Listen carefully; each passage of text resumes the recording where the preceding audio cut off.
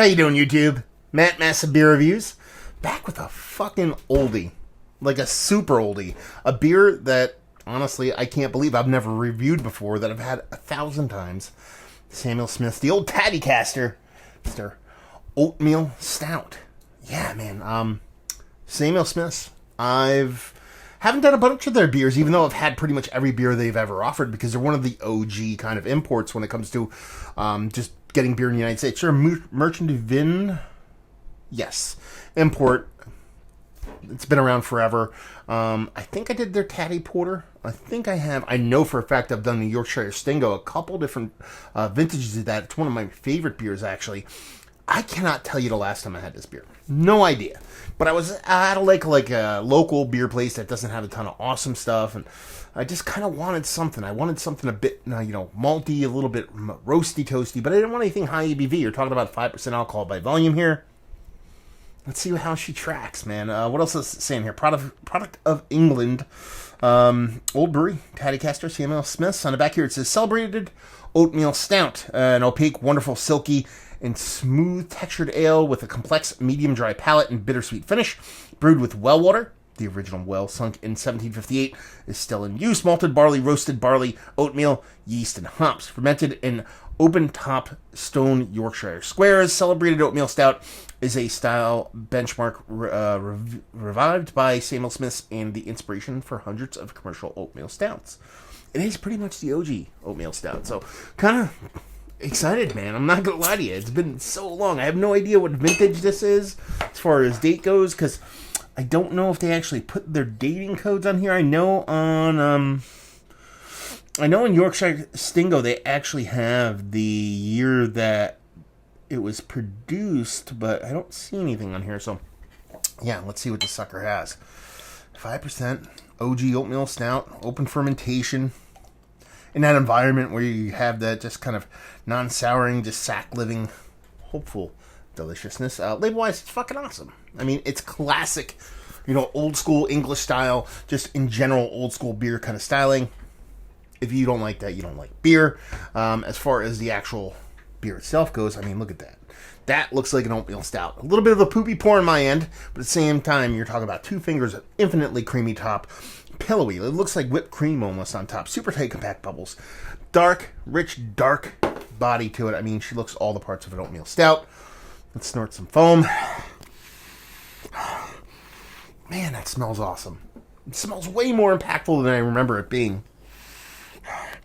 It smells almost like a portered version of a Doppelbock to me. You're getting these big bready notes, but you're also getting this rich chocolate, but there's also this soft kind of caramel vibe kind of floating around in there, like brown sugar caramel vibe. Yeah, it's rich, it's decadent, it's more of like a caramel chocolate baked bread kind of effect going on. There's a little bit of roasty vibes, both what I believe to be a soft little hop addition on top of a roasted malt. I mean, it smells sweet. It does smell sweet, but it doesn't smell overly sweet.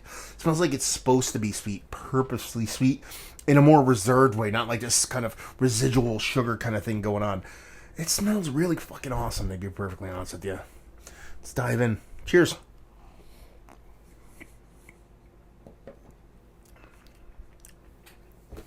That's delicious. That is just a plain, delicious fucking beer. Follows exactly from the nose into the taste. You get that big bready component. It's a mixture of that chocolate with soft kind of brown sugar floating around there. It is sweet, but not overly sweet.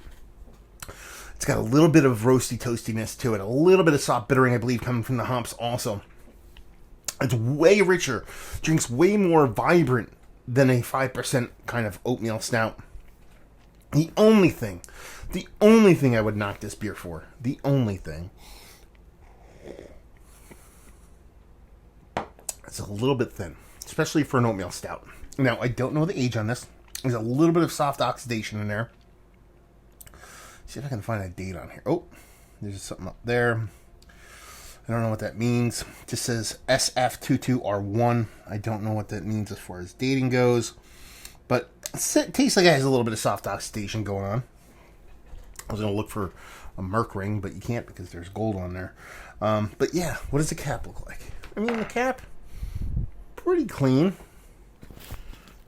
It looks like it might have a little bit of age going on, but nothing too crazy.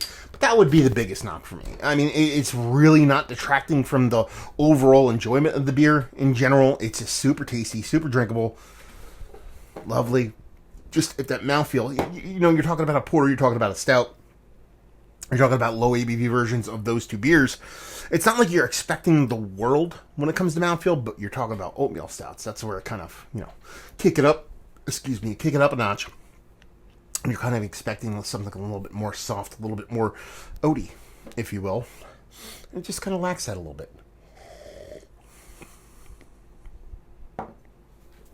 But as far as low ABV, darker beers, this isn't really giving me much of any of that, like, kind of bittering metallic astringency that I get. It's so subtle. I just thought of it when I was saying it. I'm like tasting it. I'm like, okay, if I really try, I can kind of get a little bit of that in there. So it's low ABV. It's not giving me a lot of that off flavor that I'm really susceptible to. Got a really nice taste to it. Way more vibrant than an ABV kind of leads you to believe. Absolutely fantastic beer. One of, let's cut to that chase. Is it one of the better kind of lower ABV dark beers, whether it be porter or stout that I've had as of late? Yes, absolutely, without a doubt. I mean, this is kind of up there. This might even be Mount Rushmore status, especially for kind of adding the extra kind of filter to those beers of it being a Core 4 beer. Talking about a Core 4, 5% or lower, malt forward beer. I don't know if you're going to find much better than this one. Baggage availability, I think I picked this up for $5.50 off a counter in Jersey. I think you can get this a little bit cheaper than that, but I'm okay with that price point. And leave you with, if you like what we like this beer, if you like malt forward beers, if you like stouts, porters, those kind of things, but you want a low ABV but a decent amount of impact, and if you just want really well done beer, that's what this is. This is beer, and it's really well done. So if you like beer, you'll like this. So there you go. Another review in the books. Really tasty one, actually. Hopefully you guys enjoyed it. Down there if you want to talk about it. Massive Beers if you want to check me out doing the social media stuff. Beer Massive if you want to check me out doing the whole podcasting thing. And hopefully you guys enjoyed our review. Hopefully enjoying a little bit of Tatty Cast right now. Hope to see you next time. Cheers.